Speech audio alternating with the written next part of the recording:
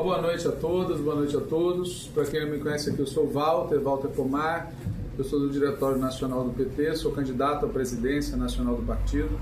Eu e o Júlio fazemos parte de uma chapa chamada Em Tempos de Guerra, a Esperança é Vermelha, né? Tanto aqui no Estado quanto nacionalmente. Eu sou de São Paulo, sou professor universitário. Eu, ouvindo esse relato que foi feito aqui, concordo com o que a companheira falou. A gente está vivendo um momento muito crítico na história do PT. E não é aqui no Rio Grande do Sul, é em âmbito nacional. Os personagens mudam, às vezes inclusive as tendências mudam. Mas o fato é que no país, nacionalmente, a gente está vivendo um momento muito difícil, que está gerando na militância petista muito desalento, muito desânimo, muita melancolia, né? Que saudade do PT como ele era no passado. E isso seria grave em qualquer circunstância, mas é mais grave neste momento que o mundo e o Brasil estão vivendo. Eu queria falar disso, para complementar a fala que foi feita aqui. A gente está vivendo uma situação mundial muito crítica. Catástrofe ambiental, guerra nuclear, avanço da extrema-direita, todo esse progresso da robotização e da inteligência artificial que ameaçam, inclusive, a existência da própria classe trabalhadora. Quer dizer, tudo isso conforma um ambiente de extrema criticidade. É uma situação em que o mundo parece estar na beira da barbárie o tempo todo. E tem uma causa, que é o capitalismo, e tem uma alternativa que cabe a nós propor, que é o socialismo. Existem algumas chapas e algumas teses em disputa no PT que não falam de socialismo, não falam de capitalismo, e é para nós essencial tratar disso. Nós temos que falar que o mundo, sob hegemonia do capitalismo, está indo numa direção que ameaça a sobrevivência da humanidade. E temos que propor uma alternativa para isso. Quando a gente coloca a coisa nesse ângulo, é que fica evidente de como é terrível a gente ter que estar gastando o nosso tempo brigando por direitos básicos dentro do partido, né? A gente deveria estar concentrando toda a nossa energia na disputa contra essa ordem mundial que nos ameaça, e a gente está gastando nosso tempo tendo que lutar para preservar o direito democrático dentro do PT, para preservar o espaço, a pluralidade, a prestação de contas e o caramba quatro. No Brasil, a gente também vive uma situação crítica, né? O que eu vou falar aqui é de conhecimento de todo mundo, mas eu queria só enfatizar. Desde 1980 até agora, já são 45 anos de desindustrialização contínua. Mesmo no período de governo do Lula e da Dilma, a gente não conseguiu reverter o processo. A gente conseguiu deter a velocidade, mas não revertemos. A coisa chegou a um tal ponto que hoje o Brasil tem uma estrutura econômico-social parecida com a que ele tinha em 1920. Ou seja, uma nação primário exportadora. Minério, agro, negócio. É isso que a gente se converteu. E isso condena a maior parte da população brasileira a não ter futuro. Um dos motivos, inclusive, do desalento e do crescimento da extrema-direita, inclusive na juventude, é que esse modelo não oferece futuro para ninguém. Não tem como você sustentar uma vida boa para 80% da população que vive nas cidades com uma matriz econômica que é baseada no que acontece no campo, com uma altíssima concentração de renda e de propriedade. Não tem como. E isso é agravado pelo fato de que, diferente do que acontecia em 1920, toda a classe dominante está comprometida com esse processo. Na década de 20 do século 20, a gente sabe disso, vocês aqui sabem particularmente disso, uma parte da classe dominante brasileira da época falava em industrialização, falava do Estado ter um papel, falava da unidade nacional. Hoje, não tem absolutamente nenhum setor relevante da classe dominante brasileira que tenha interesse em quebrar esse modelo primário exportador. A indústria foi reduzida a um tamanho muito pequeno, uma parte dos chamados industriais viraram importadores, grande parte dos negócios do capital brasileiro estão no agronegócio e na mineração, e o resto é todo anestesiado pelo capital financeiro, pela especulação financeira. Você não precisa arriscar os seus empreendimentos, tá certo? Contratando gente, não, você vai para a especulação financeira. Com 14% que é. É isso, entendeu? Isso anestesia a classe dominante. Evidente que no andar de baixo, você tem pequenos e médios capitalistas que teriam todo o interesse no mundo em ter desenvolvimento. Mas quem manda na classe dominante, os grandes, não tem interesse nenhum. E isso significa que compete a nós, classe trabalhadora, lutar por um modelo diferente para o país. A discussão que se faz sobre política de alianças, ela é toda torta dentro do PT, porque as pessoas esqueceram que os partidos são instrumentos de classe. Então o problema de certas alianças que se fazem com a direita não é porque eles são de direita, é porque eles defendem um modelo econômico-social que é antagônico ao nosso. E eles não têm nenhum interesse em alterar esse modelo. Esse é o problema. Então, assim, o nosso papel como classe trabalhadora é construir um outro modelo de desenvolvimento para o país. Tem a soberania, de fato. Isso significa soberania alimentar, reforma agrária, significa soberania produtiva, industrialização, soberania energética, que é reestatizar as empresas de energia, soberania comunicacional, que é quebrar a ditadura das big techs e da grande mídia comercial, soberania militar. Hoje a gente tem forças armadas, bom, é só ver o julgamento, tá certo? Que tem uma cúpula que é um horror, que é submissa aos Estados Unidos, um ministro da Defesa que é cúmplice do golpe e continua lá. Então, assim, nós é que temos que lutar por soberania, nós é que temos que lutar por bem-estar social da população, né? As questões que já foram tocadas aqui, em outras atividades de emprego, jornada, salário, saúde, educação. Somos nós que temos que lutar para que haja democracia no país. O Júlio estava falando do Alcolumbre, do Mota. Esses caras não representam a maioria social do país, mas tem a maioria política no Congresso. Porque a legislação, o dinheiro e os meios de comunicação colocam eles lá. E nós temos um Congresso Nacional e também assembleias legislativas, câmaras municipais, que na sua esmagadora maioria não representam a maioria do povo. E nós temos a obrigação também de fazer desenvolvimento no Brasil. Nós paramos de se desenvolver. O Brasil está regredindo. Então, essas bandeiras exigem muito do nosso partido. E, de novo, é terrível que na hora que o nosso partido está chamado a ser um instrumento na luta por tudo isso, a gente é obrigado a ficar lutando por coisas básicas dentro do PT. Aqui foi dito do cidadão dirigir. Eu estava contando para o pessoal que em São Luís do Maranhão, onde eu tive anteontem, o presidente do partido, um senhor chamado Honorato, ex-vereador, presidente do PT em São Luís do Maranhão, trabalha e mora na cidade de Maricá, no Rio de Janeiro.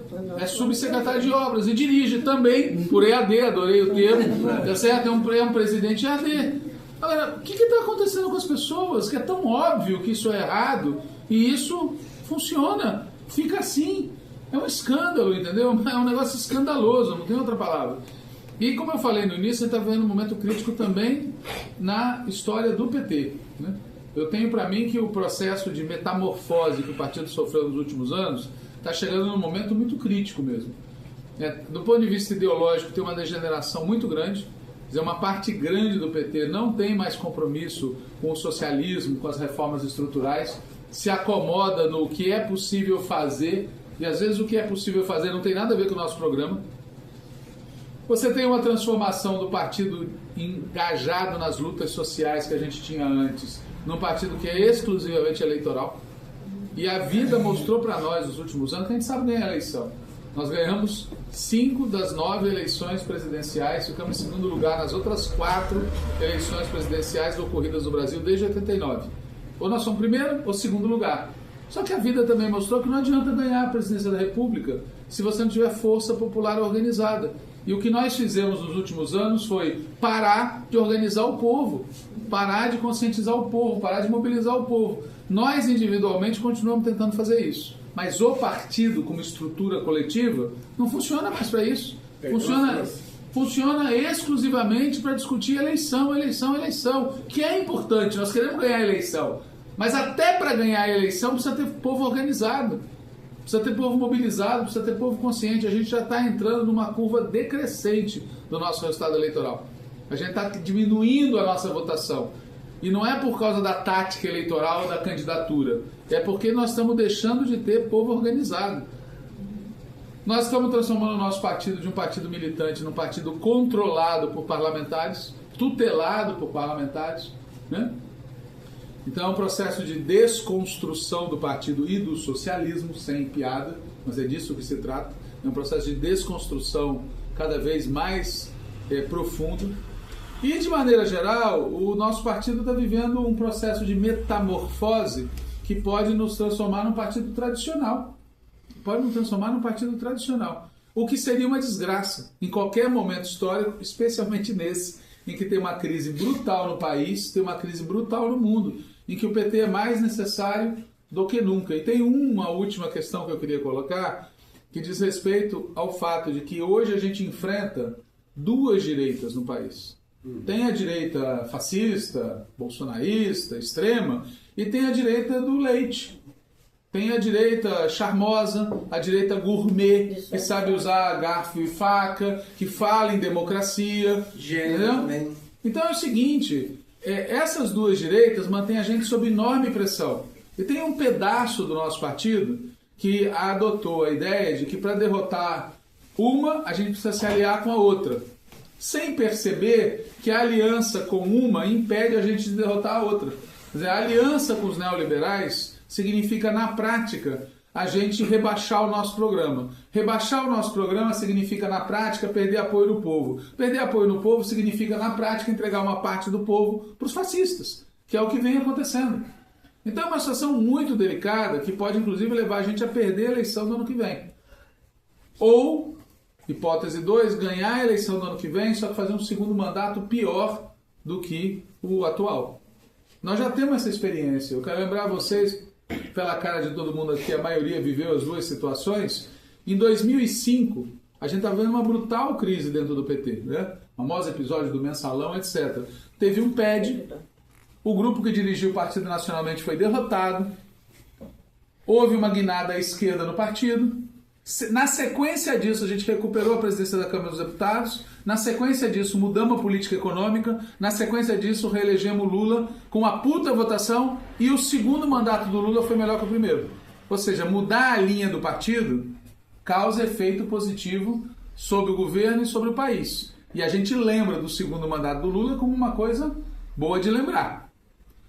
Agora, tem um outro exemplo. 2013. 2013 nós tivemos um PED. Naquele contexto, logo pós-jornadas de junho. No PED, surpreendentemente, venceu com ampla maioria, 70% dos votos, o grupo que já dirigia o partido. O que aconteceu na sequência? Nós quase perdemos a eleição de 2014, depois veio em 2015 um ajuste fiscal ortodoxo e em 2016 o golpe. Ou seja, o continuismo acabou resultando na derrota. Esses são os cenários que, na minha opinião, a gente está vivendo agora. E é muito importante que a militância do partido tenha consciência do problema. Vote como quiser, mas tenha consciência do dilema existencial que a gente está vivendo.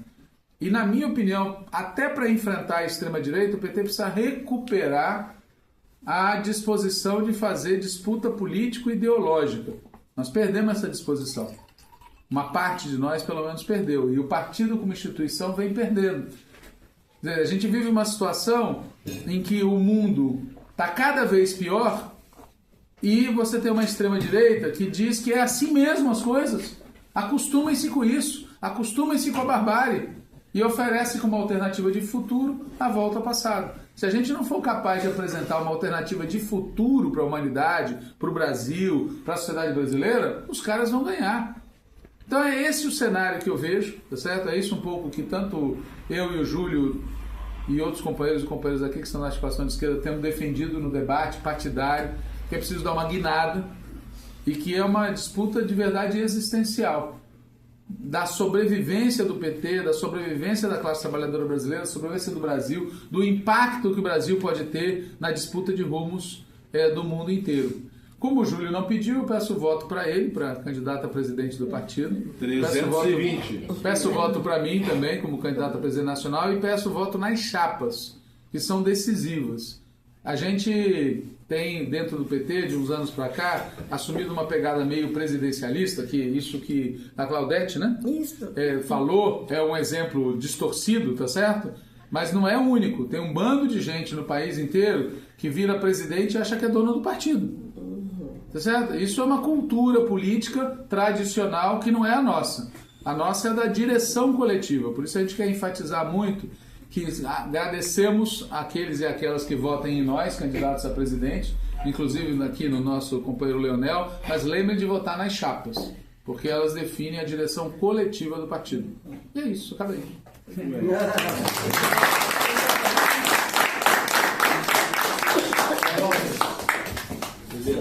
Bom, deixa eu perguntar uma coisa, tu que vem, teu pai, teu avô foram comunistas, né? Tem uma linha assim mais de esquerda mesmo. A China, enquanto a política econômica da China não tem influenciado as esquerdas de maneira internacional, e principalmente o Partido dos Trabalhadores Brasileiro, de modo que se perde um pouco essa visão de esquerda e assume essa política econômica de fortalecer o país. Você se preocupar muito com os trabalhadores? Então, eu vou te falar 3 coisas sobre isso. Eu fui à China a primeira vez em 2004, com uma delegação liderada pelo Genuíno, integrada pelo Delúvio Soares, PT. E ele chegou lá, isso que eu vou falar é verdade, aconteceu mesmo. Ele chegou lá, olhou as cidades todas limpas e disse: nossa, aqui deve ter umas empresas de coleta de lixo urbana legais. E na reunião que a gente fez com um dos 9 dirigentes máximos da China, ele falou disso, e o Genuíno, que na época era um cara muito moderado, também elogiou a presença da iniciativa privada na China, o papel das empresas privadas. Aí o dirigente chinês virou, falou em chinês, foi traduzido: de fato, aqui a gente incentiva muito a iniciativa privada, as empresas privadas. A gente só mantém o controle do Estado na área de defesa, na área de comunicação, no setor financeiro, nos setores estratégicos, nos setores de alta tecnologia. E aí todo mundo ficou assim, entreolhando sem graça, porque na verdade o que ele respondeu é que lá quem controla a empresa privada é o Estado, a partir de um plano estratégico, e não o que acontece nos países capitalistas, em que as empresas privadas controlam o Estado e submetem o Estado a seus projetos individuais. Gira o pano, tá certo? Eu fui muitas vezes à China esses anos todos, e o que me chama a atenção sempre é que eles têm um projeto de desenvolvimento econômico de longo prazo em que eles colocam o capital privado que eles recriaram a serviço desse projeto. Uma vez no Diretório Nacional do PT, um companheiro que hoje é candidato a presidente da Bahia, o Jonas Paulo, disse com esse espírito: nós temos que fazer como os chineses. Aí eu perguntei: fazer o que exatamente? Ele falou: nós temos que fazer parceria público-privada. Eu falei: eu estou de acordo. Vamos fazer como os chineses. A gente faz 30 anos de guerra civil, toma o poder, cria um Estado popular, acaba com a burguesia e depois faz uma parceria público-privada. Pode fazer desse jeito? Aí ele mudou de assunto. Porque isso é outra coisa que muita gente não entende. Quem criou a atual burguesia chinesa, o empresariado chinês, foi o Partido Comunista. Não é aquele que existia naquela época. Eles chegaram à conclusão nos anos 70, com razão, na minha opinião, que os Estados Unidos iam dar um salto tecnológico e decidiram, para não serem derrotados, usar as empresas privadas para também dar um salto tecnológico. Só que não tinha empresas privadas. O que eles fizeram? Pegaram caras do partido e disseram: meu filho, vai lá e monta uma empresa. Huawei, por exemplo, quando a diretora de finanças da Huawei foi presa pelos Estados Unidos no Canadá, a acusação dos Estados Unidos é que, na verdade, a Huawei é um braço do Exército Popular da China. Por quê? Porque o dono da Huawei é um coronel do Departamento de Inteligência da China. E, de fato, era isso mesmo. Ele recebeu uma tarefa. Companheiro, a sua tarefa é construir uma empresa. E ele foi lá fazer. E terceira coisa, assim, que eu estava comentando, os chineses, eles de fato têm uma lógica de desenvolvimento, de economia, etc. Mas, para dar um exemplo prático, o que era mais seguro para um trabalhador comum?